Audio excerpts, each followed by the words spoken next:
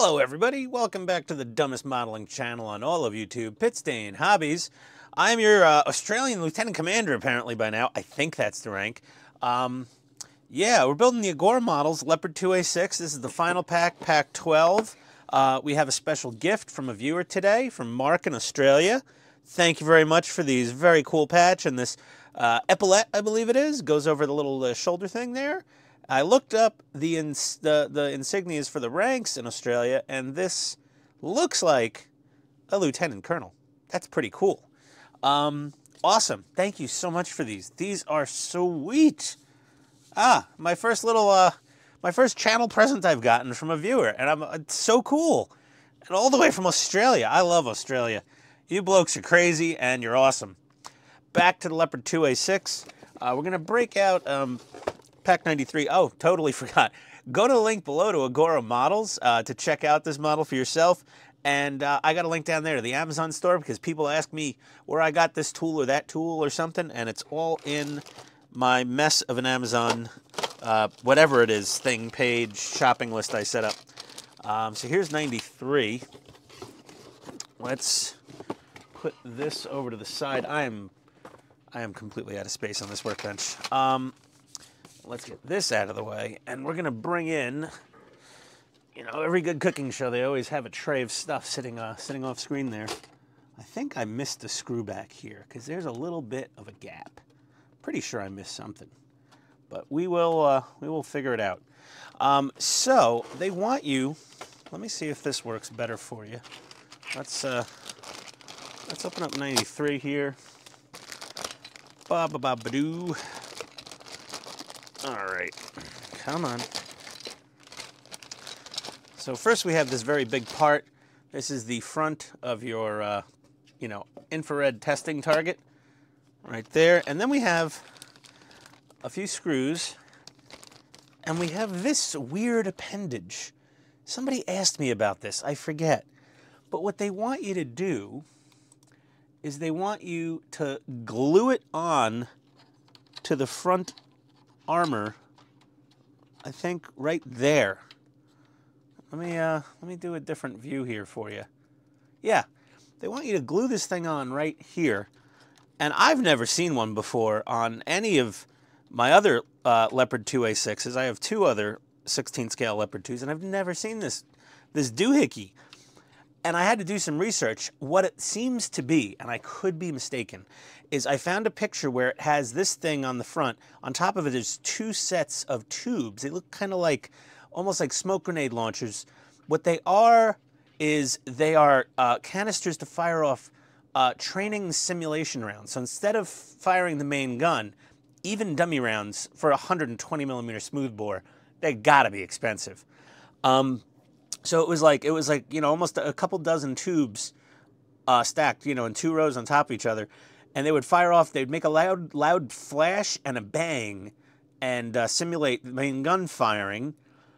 You know, I'm assuming just for training, war games type stuff. But the tank that they pictured for, oh, come on, Ian, remember when to switch back to your cameras. The tank they pictured for the model clearly had that appendage on the front of its turret. We can all see that very clearly. It would help if I actually turned on my damn house lights. I'm the most unprofessional, low production quality. But that being said, I am not going to install this because it doesn't have all the cool little tubes. And that's how this one, that's how this one was when they photographed it.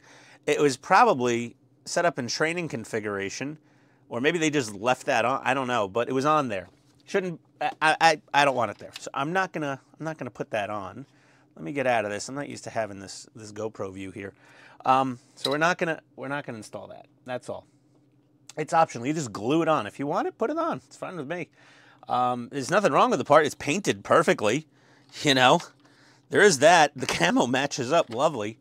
But I'm not gonna do it. And that's it for stage 93. So we're gonna get stage 94 out here.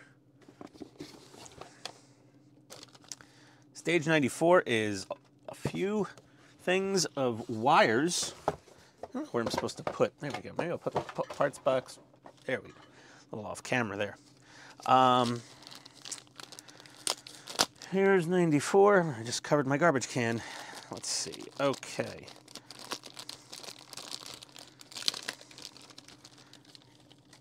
And we have a little bag of cheeses. Not now. We have a bag of screws here, YPs.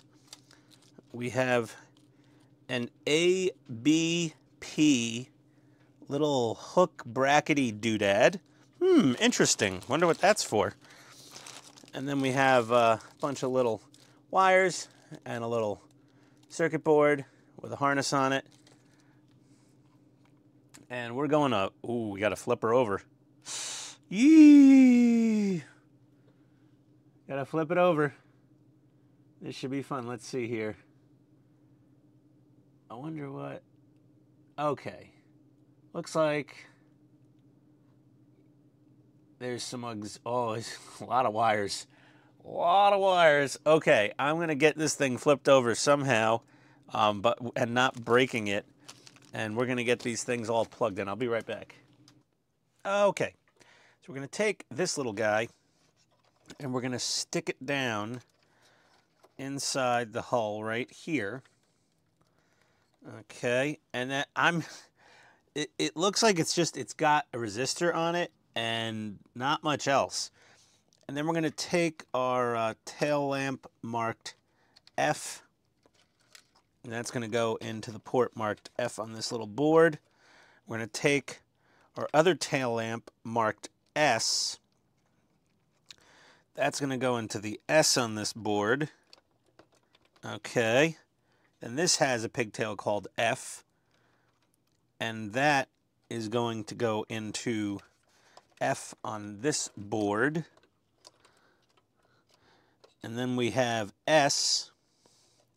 That's going to go into S on here. Okay, so it looks like, I don't know, it's just doing something. It looks like it's just adding a resistor to those tail lamp circuits. I don't know, maybe it was a little too many pixies coming out of here, and it was frying bulbs or something in the past, and they just, instead of redesigning this whole board, the factory, because this model was out before Agora sold it, so like previous designers and manufacturers, they've had their fingers in this thing. So you got that little jumper board. Oh my God, a lot more wires here. What do we got going on here? Is this thing? Nope. We've got, okay, I'm going to figure out these other little 3 wires we have and where they go, and I'll be right back. Okay, here's where it could get a little confusing. The instructions, though, are clear, so it's good. We're going to take our little front headlight and turn signal parts, and I is going to go into the port named I. And you're like, Ian, this is not confusing. What, are you, an idiot? I'm like, well, I said the dumbest modeling channel on YouTube, didn't I?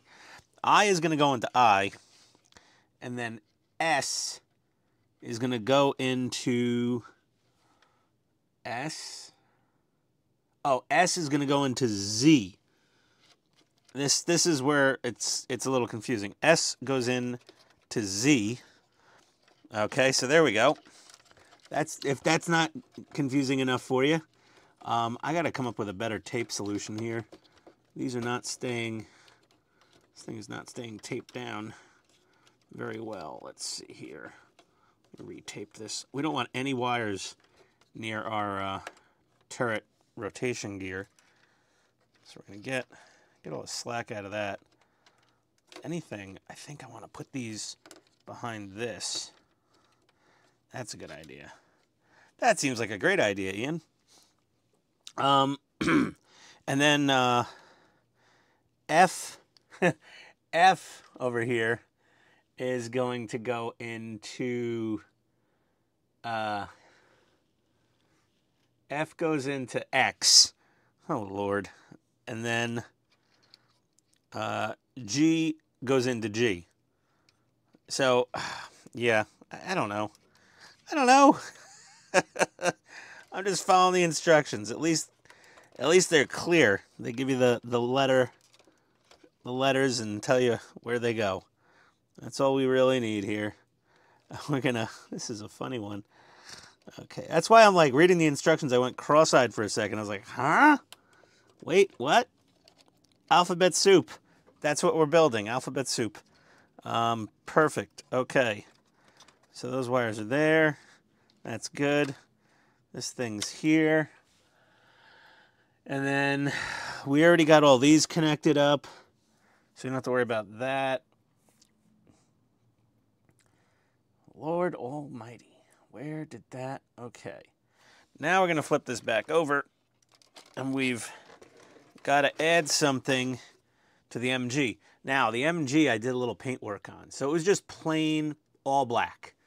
So we painted the mount and the ammo box in NATO green, and we did the buttstock and the handle in some red brown, and then we did the rifle itself in a Mr. Hobby dark iron, and then we weathered it up with some black panel liner and I think a little silver weathering pencil from AK.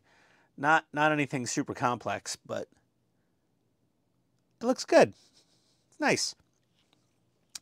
Now we gotta remount the thing.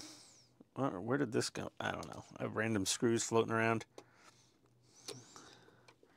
And we gotta mount this little hook thingy bobber. Let's get this MG back on there. This might not be the last time I take off this machine gun. Easy now, Ian. Okay.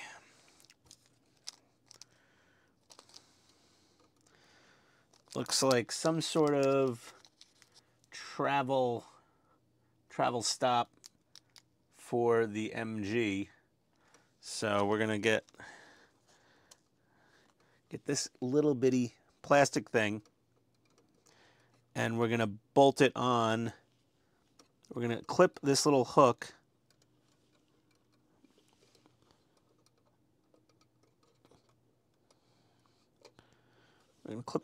on here, and then we're gonna, you can't really see it, but we're gonna screw this little mount down to the top of its little hatch mount. Oh Lord, that is one tiny screw. I think I need a smaller screwdriver. I'll be right back. All right, well, we got that pesky little screw in with a PH 00. You can see the little silver head of that screw there for that machine gun travel lock, basically. Now we're going to get the upper hull out of here and get back onto the lower hull. So I'll be right back. Alrighty then, got our lower hull back. Now, the instructions go on to say to change out all your springs with these upgraded black springs, take off all the wheels and everything. We already did that previously when we were supposed to. I guess it was more for before they had the supplemental parts pack. That was the thing. But what we are going to do, I knew these had to come back out. Hey, Ian, remember when you were about to order a set of non-marring plastic-coated pliers? Yeah, I do remember that, Ian. Why didn't we do that? I don't know, because you're an idiot, Ian. We got to pull these little center caps out of here. And if you had a set of those lovely non-marring... Okay, one sec. Technical difficulties. One moment, please. Oh, we didn't munch it too bad. I think they actually give you spares. Let's see. Are there spares? I don't know. I could have sworn maybe it was a spare for a different wheel cap. Oh no, they did. Damn. Way to go, Agora. You sent us spares. I did munch this one a little bit. I had to use regular pliers on it. But the first one, I got it to wiggle out on its own, which was lucky. And we got two spares. So let's put that over there. And we just got to take these two screws out here and take off the idler wheel. Please, Mark, don't correct me if I'm wrong again. It just makes me look stupid in the comment. I'm kidding. I'm kidding. Nice snug fit there. And we're going to do that to the other side. I'll be right back. Okay, we're back. All right. Now, we have to pinch the tracks together. Count them, make sure there's 79 links. I know these aren't weathered, these two little bits. I'll touch them up later. They're going to go on the, I'm going to put them on the inside as well. And, well, whatever, you know, maybe they replaced a track link connector, you know, for the photo shoot. I don't know. I'll make excuses. So I found, without the hammer system and everything, a pair of Knipex Cobras made in Germany are handy things. I actually broke out my Craftsman copy. They're actually made by Knipex in Germany for Craftsman. They're identical, like super duper identical, except for the colors and a little bit of the stamping where the brand is, and that's it. And if you set them to just the right spot, because it's got all this adjustment, you can basically get that link on there and just pinch it right on. Works perfect. Because I didn't want to break out the whole bench vise thing again, but that worked really well. So now that our tracks are built, and we did a whole video on weathering up, oxidizing the tracks, making them look all cool, and I know, I had different colored sands. After we drive this thing around outside, they're sort of going to even each other out a little bit, because it's going to wear off actually a lot of the hard work we put into the track pads themselves. But that being said, now what we need to do is we need to loosen up. Now, these little bolts are not like, how do you put it? They don't have a screw head on them, so we just kind of gotta spin them a little bit here. So we're gonna back these off so that we can push this in as far as we can. We're gonna keep backing these off once we get enough to get purchase. Come on, there we go. It actually moves fairly easy. But we're gonna back these screws out on both sides, and then we're gonna mount our tracks. So yeah, we'll be right back. All right, as you can see, we've already got one track mounted. They look sweet. We're gonna take our other track, and I'm gonna stand up for this. And to get it over the road wheel, you want to flex up on this just a little bit. There we go. Get that wrapped around the rear sprocket.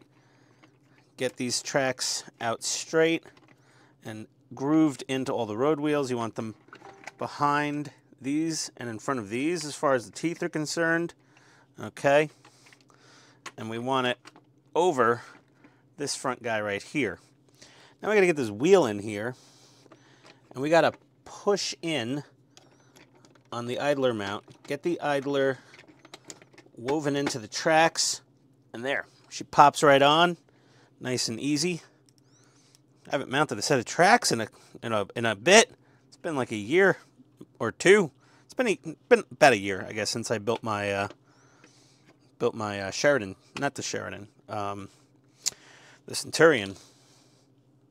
And then we're gonna just push our little hub covers back in, line up the little 3 pins, and tap them into place with something to tappy tap with. We'll just, there we go. Just use a Sharpie marker and some whatever you got that's not gonna munch them up. And flip it over and get our other hub cover in here, which we failed to do earlier. That one pushes in a little bit easier. That was probably the easy one to remove before. And there we go. Oh, it just fell out. Oh, the battery. Yeah, because it's not connected to anything yet. Put that back in there. Okay, there we go. We got our tracks on there. They look good, don't they? That little bit of, you know, because in the picture from the part work, clearly the tank they were doing glamour shots by Deb with, the tracks were extremely oxidized, like it was just kind of sitting around for a while. It may not have been an active duty or regularly used or frequently used tank. But I think our track tension's actually pretty good. I don't think it should throw tracks, but you can go in here and tighten up that adjuster with your needle nose pliers after the fact. And you can get that snug down a little more. I don't think it's gonna... Is this thing actually... Yeah, it's bumped right up to the bump stop.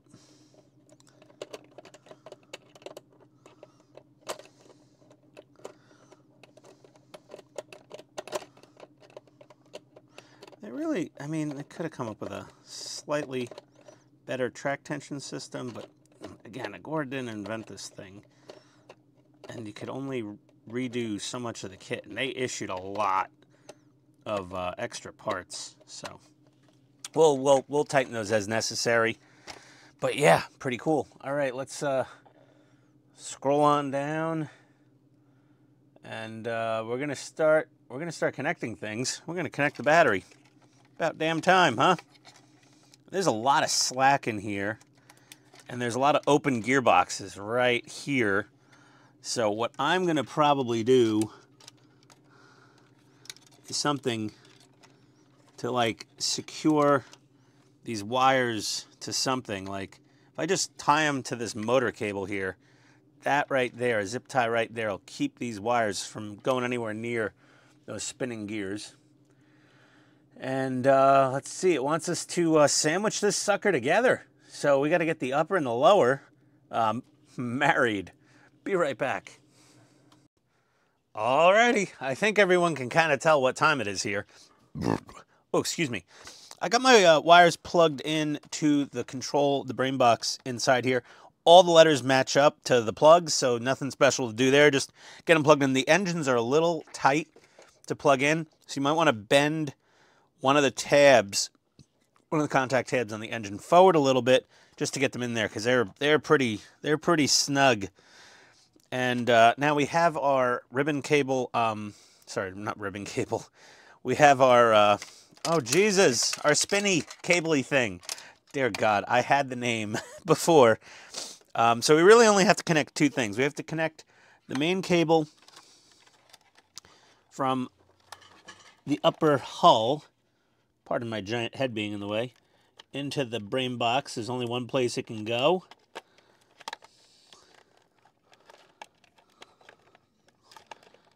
And it's a wee bit on the fiddly side. Come on, get in there. One moment, please. There we go. Okay. Make sure you get it lined up properly. Get that little guy out of the way for a second.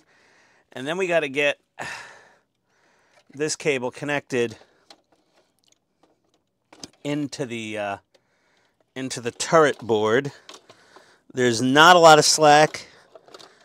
There could be a little more slack, would be appreciated, but this is what we got to work with. Okay, I think that's in. And then there's the getting this thing lined up. Okay, just about got it. Let's turn her around here. There we go. I think we're down. Yes. Whew, okay, that's always fun, sandwiching a tank together. Get all that. Oh, alrighty. Tiny bit of gap at the front. Oh, don't want to break anything. Tiny bit of a gap here. I think it'll snug down when we put the screws in, but we're not going to do that. There we go. Get this down. Look at that. Got a whole tank. So I'm not going to bolt this thing down just yet. For troubleshooting purposes, if they're needed, I'm going to leave this open, and I am going to plug in the charger while we do the rest of this model. Let me go get that. Whew, man.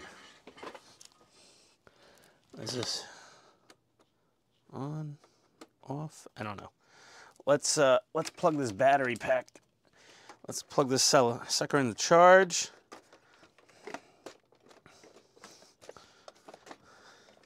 And we have a charge light, as you can see there.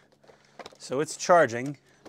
So if it explodes into a ball of flames in front of my face, you all get to see it, as long as I'm recording. Now these three little cables, I believe they're probably for the remote control. So keep those safe. Just because you don't use them in here doesn't mean you don't need wires. There we go. And that's that. And are we missing something here? Okay, the Leopard is complete. Ah, yes. All right, and now 95, we're gonna start building the radio. We got all sorts of stuff here. I think that's this. We're gonna look for the screen here. Carefuling, Ian. Carefuling. Let's very, very, very carefully slice that piece of tape while pulling up on it. And then, oh, they've got this thing in a few layers of bubble wrap, in a cardboard box, in another cardboard box. And there is a little screen protector here. A little antenna, look at that. Oh, tiny little itty bitty stuff going on in there. That's pretty cool. Nice. All right. And let me get my radio parts and I'll be right back. All right, we're back. This is still charging and it hasn't smoked yet. That's a good sign. Stage 96 out here. We got our screen and the front of our controller here on top of a microfiber towel to protect them. And let's open up 96. Come on. Yar. There we go. And we have a circuit board. Carefully. And the baggie is in the garbage. And we got some CP screws. And we got a little joystick and a couple buttons. And pretty straightforward. We're going to place the buttons on the buttons. Just like that.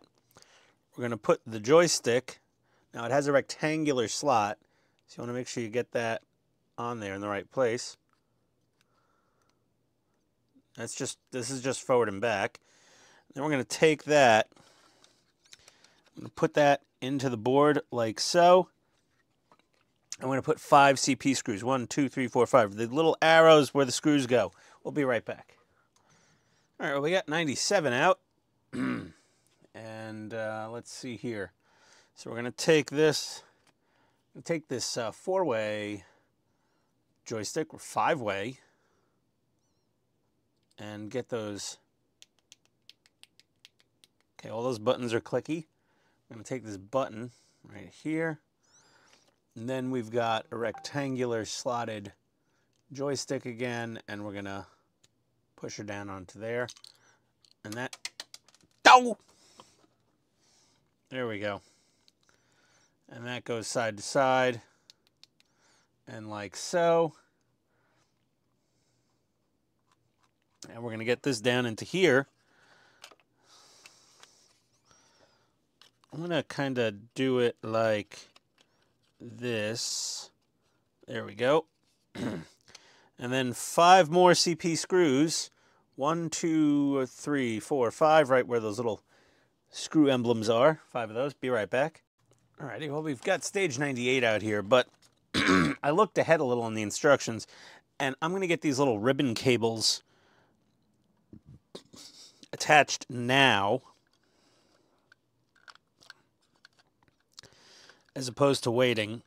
Let me get those plugged in right there and right there. Well, that one goes in easy. Whoop, that screen isn't locked in yet. Yep, okay, that one's fully in. Do that. We've got a couple bags of CP screws, and we've got a control panel and some buttons, and we're gonna put those buttons on. So with the buttons facing the top like that, we're gonna put these buttons on like this. So you have those two little round guys out of the way because there's posts down here. And we're going to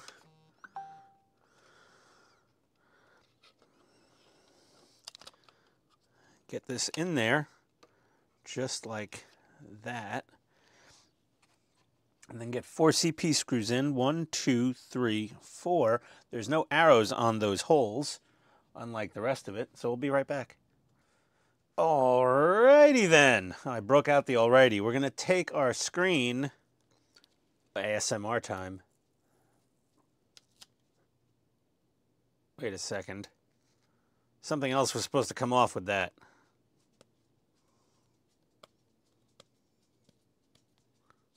There we go. Oh, so nice. Made no noise. Sorry, my mic would have picked that up. And we're going to take the screen. We're going to lay it down in there. Oh, okay. Lay it down in there. Then we're going to connect our little ribbon cables. There's one. There's two. Yes, such a good idea to put those ribbon cables into the side control boards before putting this board in. This one not so bad. This one kind of probably would have been a little bit of a tickling pain in the ass. And then this one, this little 3-wire, we're gonna put this into the LCD, and then this one into here. There we go. Okay. Ooh, Nelly. Okay, now we need our back panel. And there's a power connector right here. And there's a switch here. Huh. That's inside. You can't reach that once it's... Oh, you can. Oh, it's the on-off switch. Okay. Down is off, up is on. And we're just going to get this power lead connected onto there. That was easy enough. And then we're going to sandwich this fella together. Is there anything pinching? Nope. Make sure you're not pinching any wires. There we go. There we go. Snap together. And then 4 CP screws. 1, 2, 3, 4. We'll be right back. Well, there we have it. We have a finished remote control, radio control. Important distinction between the two. That's looking good. Look at you. Look at you, you sexy thing. Well, we've still got to build the target. But I can't friggin' help myself here. Okay. I let it charge for a while, so let's see what happens here. Flip down this. We're going to hit the power button, or the power switch forward on there. Close that up. We're going to turn on the radio. And let's see what happens. Oh, got a beep beep. Huh. We have video. Listen, it's like you know, it's a backup camera from Walmart. I'm sorry, it's not the greatest. You can see clearly. I mean, you can see my weathering jars and wires in front of it, and my hands. Hello. So it's perfectly serviceable. This is similar to the optional FPV cameras on some other brands of tanks available, and it seems fine. So now we got to do the engine start before anything works.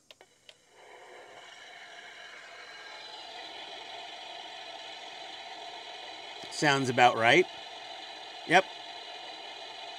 Diesel engine. They recorded the engine sounds, so, you know, sounds fine. It actually sounds a little better than a Heng Long speaker. Not quite a Tamiya speaker. It's not quite as loud. It doesn't have the bass, but it's a fairly small speaker box, but it does sound pretty good. Well, okay, so let's check some functions here. Just really quick, since we're on the bench. Oop, forward, back. Let's check the proportional.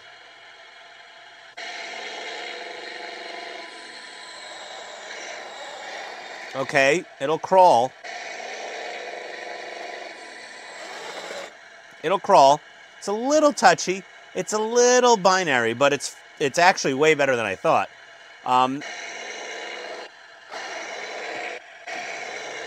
That's just for turning while you're driving. If you want to do a zero turn, use these. That runs both tracks in opposite directions. So that's how you get a really good, quick zero turn. Has no problems with that. Let's check the turret rotation. Okay, that worked. We hit the click because we ran into something, so that's what the clutch is for. And yeah, if we had the room, she would totally do a 360 here. That's moving good. You want to follow the instructions very closely, and your turret ring gear that's inside on the bottom there, you want to make sure you loosen that thing like 1.5 turns on the screws from full tight. Just to give it needs a little bit of slack there, so it's not super duper tight. There's no like ball bearing rollers in here, so you do have to give it a little bit of looseness there. And there's very little. There's not too much play. About the same as anything. Let's check the main gun recoil. So the gun does recoil, and it has track recoil. There's no way to turn off track recoil. If you don't like track recoil, I'm sorry, track recoils. But the gun sound is pretty good. There is a white LED muzzle flash in there. And then the buttons here, that's the engine off. That's going to shut her down. And then we got the smoker. And let's go ahead and get on the rear view here. Start smoking pretty quick. Make sure you put enough fluid in the smoker. And the smokers are all kind of noisy. This is a very standard smoking unit. Makes a little bit of noise, but yeah, there you go. When you're driving around outside and it's not close up to a high definition microphone, you're not gonna hear it. But but she works. Smoke comes out both the proper areas. And what else do we have here? Forget what. Oh, this is the lights. Lights on and lights off. Let me go back to the GoPro. You can see the taillights come on there. The corner blinkers are like always going for some reason when the lights are on, so not quite sure about that. Headlights, they definitely work. I just checked them. And then we'll go back to the top, and then we've got, that's the home or the turret-mounted machine gun, the coaxial machine gun. Let me turn. Uh-oh, careful now. Careful. We have limited real estate here. Let's see what we can get out of the. Here we go. So you can see lights off, lights on. Oh, let's test the barrel elevation. So the up arrow is depression, the down arrow is elevation. Now what you want to do, if you have any issues with this elevating, is you want to sand on this inside. Hold on a second.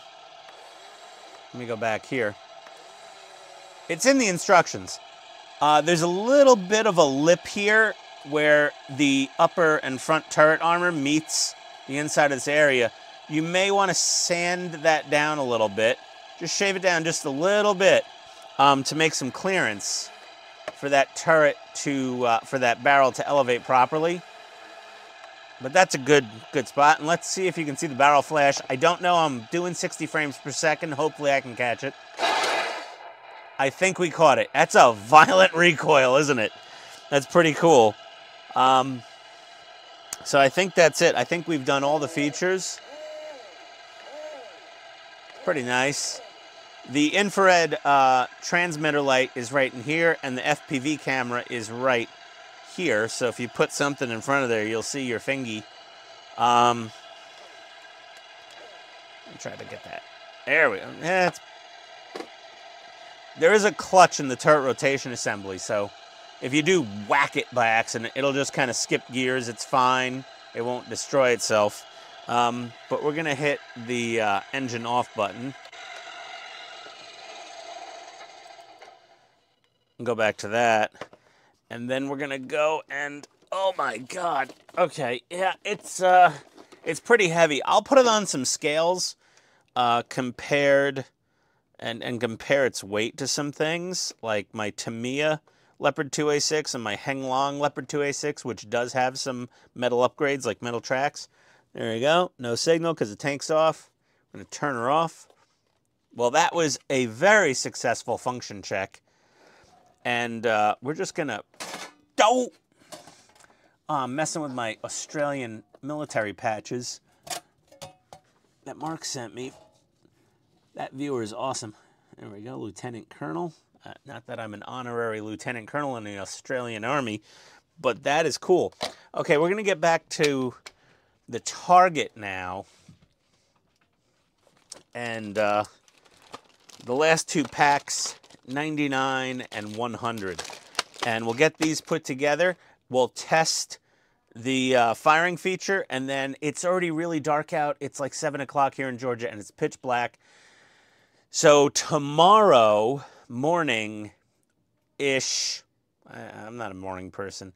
Tomorrow morning I will wake up, I will take this tank out into my backyard near my raised garden bed for my peppers, which are now dead because we've had 2 hard freezes, and I will drive this around in the dirt, and that will be the end of building the beautiful Agora Models Leopard 2A6.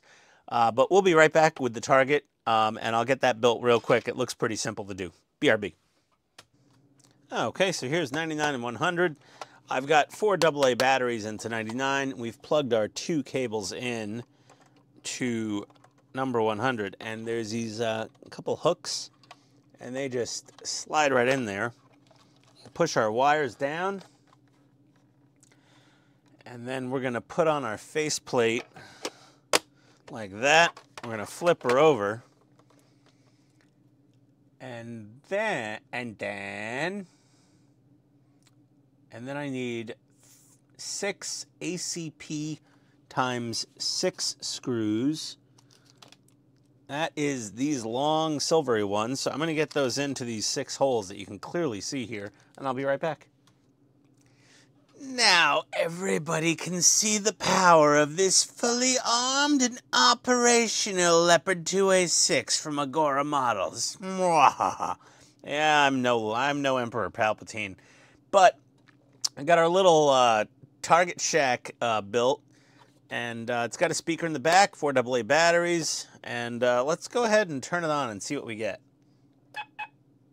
Beep beep. Okay, it's got a couple lights in the. Whatever. All right, fair enough. It's just an IR target. Let's power up our tank.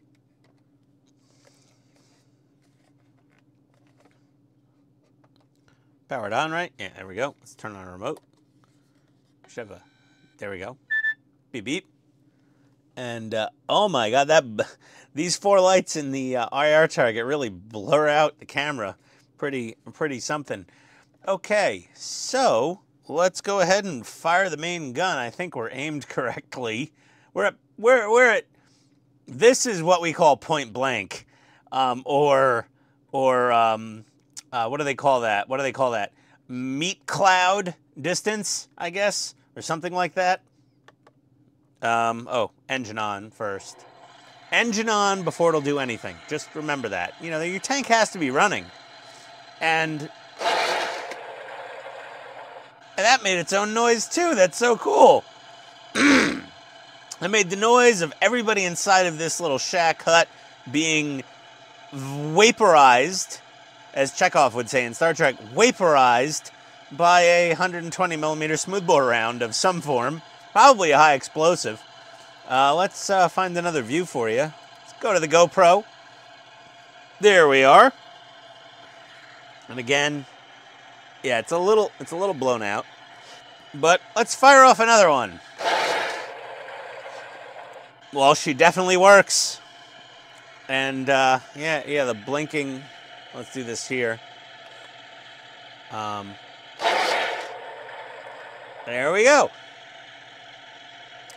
Now the distance to target, usefulness may vary based on where you have it, ambient lighting, all that. I mean, I'm at right here. I could fit my fingies through here, but not much else. But let's go ahead and oh, hold on. Get on the right view, Ian. Shut her down. Okay, and we're gonna go ahead and power off the tank. We're gonna power off our remote, and we're gonna power off our death hut. I would not want to live in this. If I ever go to buy a new house and I see it has stucco and a mud pile in front of it, and like kind of no windows or doors, I probably would not determine that as a safe place to live, especially when there's fully armed 2A6s in the very close vicinity with the main barrel of a 120 pointing down your window. Okay, so we've built the tank. Everything works. Take careful note of the tension on the turret gear ring. Make sure you loosen it that turn and a half like it says in the instructions, because if you just crank it all the way down, it's gonna be they say to loosen it for a reason. It makes sense. You don't need that part super tight. You want it just kind of in place, meshed with the gears. You don't want it so loose that it's flopping down, but you want it meshed with the gears. I did not screw the upper hull onto the lower hull yet. Okay, let's get this out of the way. Get my isopropyl alcohol bottle out of here. Move this over here. We've got our tracks weathered up beautifully, oxidized like she's been in storage. And like I said, tomorrow I'm going to do a quick test drive video for everybody for this episode. So don't tune out yet. We will have a test drive video out in the dirt, in the elements. And then we're going to call her done. But I can't leave well enough alone. And if you saw that I weathered the tracks, if you think I'm not going to weather this tank, you're out of your flipping minds, because it is begging for a weathering.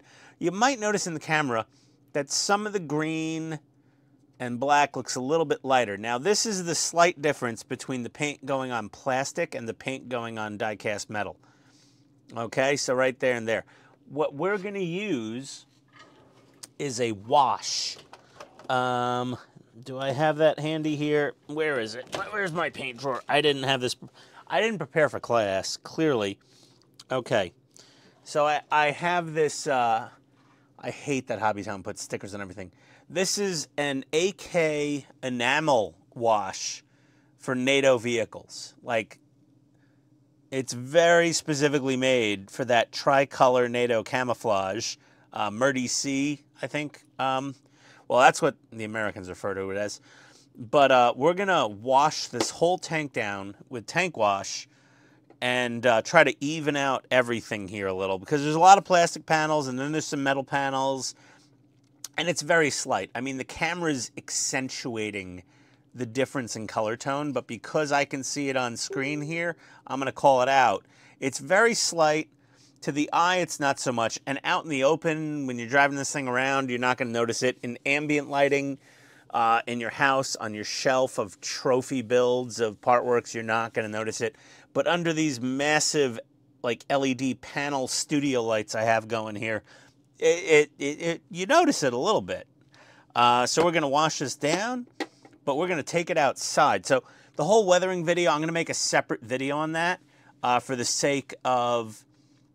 I'm going to plan out the simplest, easiest way to add a decent, like, weathering to this whole tank for partworks builders that may not be advanced model painters. I'm gonna really think it out and plan it out. It's gonna be a little while. It's gonna be a couple weeks at least, but I am going to come up with the simplest solution. Then I will have links to every product I use in the video to weather this thing up to look like what I ended up with. So I've got to do that very carefully. I want to make it friendly for everybody. Advanced modelers watching this video are probably not watching this video. They're building their own thing from scratch, painting it, everything, priming it, painting it, hand painting the camouflage, all that. I love that this is pre-painted the way it is. It looks absolutely fantastic. We're just going to enhance it a little bit. We're not we're enhancing. There we go, enhancing. It's not a mod, it's an enhancement. But either way, stay tuned in just a few seconds, which will be tomorrow for me, and you're going to see the test drive in the backyard in some rather nasty dirt that's hopefully dry. Hope it doesn't rain overnight, because I really don't want to have to clean mud out of this thing. Be right back. All right, well, I've found one of the best uses ever for my Rode wireless mics. The Tank Commander is currently one of my mics. So we're going to contact, power her up. So this way you wouldn't hear this. I'm standing about 10 feet away from the tank, and the engine noise is not super loud. Oh, it gets louder when you rev it up.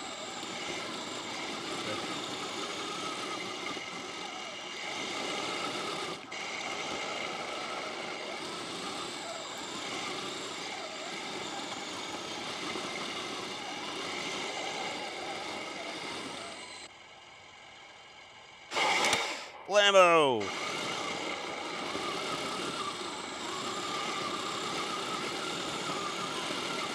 Nice track articulation. Oh.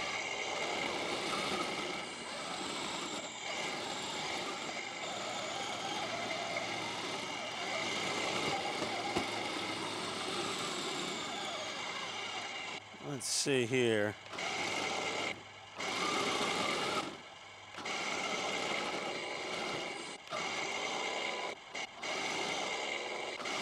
I think I got something caught in my tracks. That's okay. She'll work out.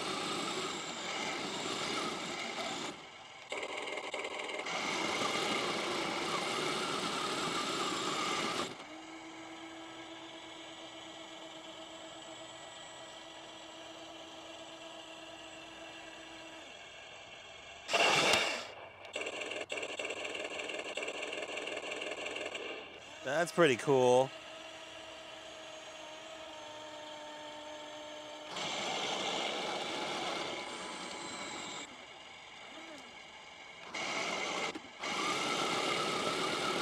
Very nice.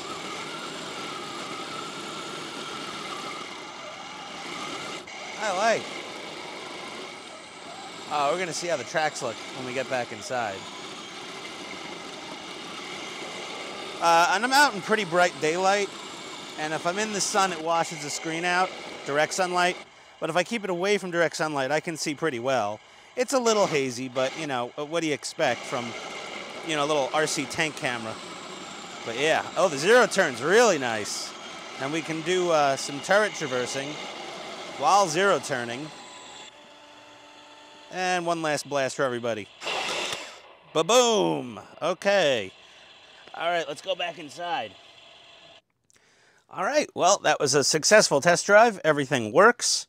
I didn't run the smoker outside because it would be pretty hard to see, and I had it mic'd up, and I didn't want the noise of the smoke unit to drown out the noise of the engine and the cannon firing sounds and all that. But how did she hold up our track weathering? Ah, she held up well. Yeah, didn't really wear off too much. And when it wears off my dirt weathering and, you know, you have it in more dirt, it'll just add its own dirt. Got our little antennas on we forgot to put on for the test drive. The joys of video editing, oh yeah. So, yeah, what do I think? Looks department, 9 out of 10, solid. She's a looker. A little bit of detailing on it, and we're going to do a follow-up video where we weather this up and make it look even more amazing. But the base paint job on it is a very high quality. Camo patterns match up. They're done well. I added a couple of small upgrades for my preference. Is I added ball bearings in all the wheels, and I did add those little aftermarket return roller units because they have ball bearings and rubber tires. And I'm just a sucker for rubber tires. It doesn't need them. I just put them on because I wanted to. Other than that, let's see. Off-road performance, I'd say about a 7 out of 10 off-road performance. Forward, back, zero turn, perfect. In the really rough stuff, it seems to struggle just a bit, moving forward or backward and turning at the same time, a little bit. But, you know, we do have some, there are some available parts that may be cross-compatible with this, not from Agora, unfortunately, but you could get some black or red can motors in here, and possibly steel gearbox gear upgrades for it, you know, from, you know, Henglong or Tongdi or Qingbao or whatever they are, the RC, the Ready to Run tank guys. But this looks way better than a Henglong ever looks. I have one, and you really have to just cover it in all sorts of gnarly weathering to try to hide the sins on that thing. You know, indoors, perfect. This thing is going to be awesome to play with indoors. Hardwood floors, tile floors, even my textured concrete garage floors. Carpet, no RC tank likes carpet. I don't care who makes it. They don't like carpet very much unless it's very low pile. But you got your cool, you know, infrared target receiver here with the sounds. It's fun. It's a cool little tank. I like it. I like it a lot. It's a tank. I mean, I was sort of predisposed and biased to liking it. But that said, it is a nice model. It was fun to build. I'd do it again. I really hope Agora or someone else will do maybe, you know, maybe something that hasn't been overdone by like the other RC tank companies, something a little more unique. There's definitely some models out there they could do. Or they could do an Abrams X and just beat everyone to the punch. I would love a Merkava. But I think another company's doing a Merkava. And it's also controversial. We could do an Abrams. I mean, really, honestly, there's never too many Abrams tanks out there. So the sky's the limit. But yeah, it's nice. I mean, the tracks are very high quality. You know, double pin metal with rubber track pads, front and back, top and bottom, inside and out, whatever you want to say. All little details seem to be there. Yeah, I forgot to put the metal cables on. Ugh, crap. Oh, whatever. I got to weather up the metal cables anyway. They're just like shiny metal. You know, me and shiny metal parts on a tank. Nothing stays shiny. I'm going to probably paint over these little hinges here with the proper NATO colors when I go to detail the thing up. But overall, really sweet. So I think that's about it. Thank you for joining us on this build from Agora Models. Many more in the works, and even more to come after that, most likely. But again, thank you again, Agora Models. Everyone check the link down below. Check out the tank and check out all their other cool models. We just started their Aston Martin DB5. We're working on their absolutely perfectly engineered Optimus Prime. There's nothing wrong with this thing, but the Optimus Prime goes together. Like, it falls together. And what else? Oh, that awesome Zero Fighter. That thing's going to be sick when it's done. Unfortunately, it doesn't actually fly, but I think getting a die-cast and plastic model to actually fly would require about 17 million horsepower out of that little electric motor. Probably not going to happen. Either way, thanks for watching. We'll see you next time. Adios, everybody.